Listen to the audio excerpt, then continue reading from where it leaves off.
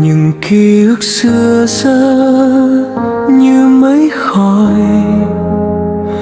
mờ dần đi ngay trước mặt anh. Dẫu hai ta đã nói lời chia tay, anh chẳng thấy nỗi buồn nào trong em.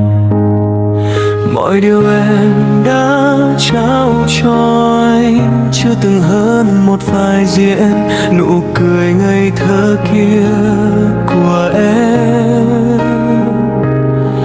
Càng nhìn anh càng xa vào tình yêu, chỉ trong phút chốc anh bỗng hiểu ra những lời đã nói sẽ chẳng thành đâu. Rồi trong khoảnh khắc anh chợt nhận ra khuôn mặt em khác xưa chẳng còn như trước.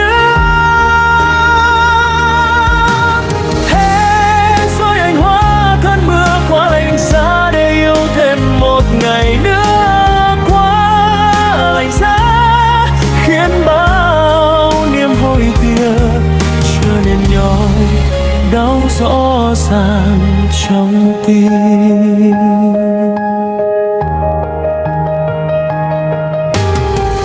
Anh hôn em tạm biệt trong khoảnh khắc, trong làn gió che giấu nỗi bất lực anh.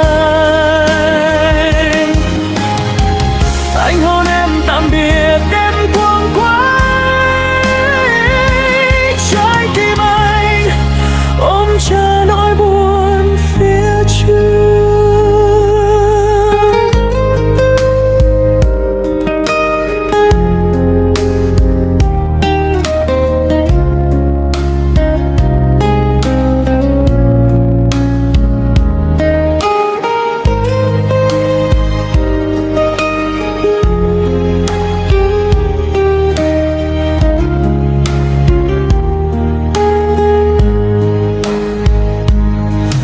Nỗi nhớ thương anh muốn chào em như cánh diều ngược mất sợi dây, chẳng thể bay đến trong thế giới em, chẳng thể sưởi ấm đôi mắt em nữa.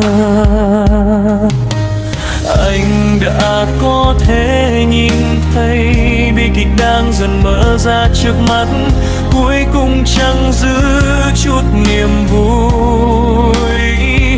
Nhưng anh vẫn trốn trong những giấc mơ em. Chỉ trong phút chốc anh bỗng hiểu ra những lời đã nói sẽ chẳng thành đâu. Rồi trong khoảnh khắc anh chợt nhận ra khuôn mặt em ước xưa chẳng còn như trước.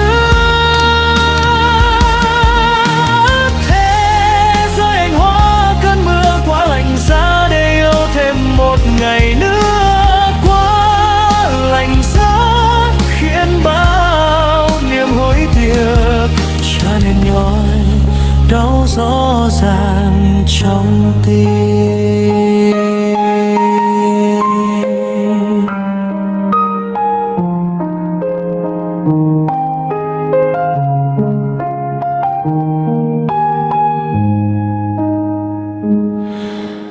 Anh hôn em tạm biệt trong khoảng không, trong làn gió che giấu nỗi bất lực anh. Anh hôn em tạm biệt đêm cuồng quay, trái tim anh ôm chờ nỗi buồn phía trước.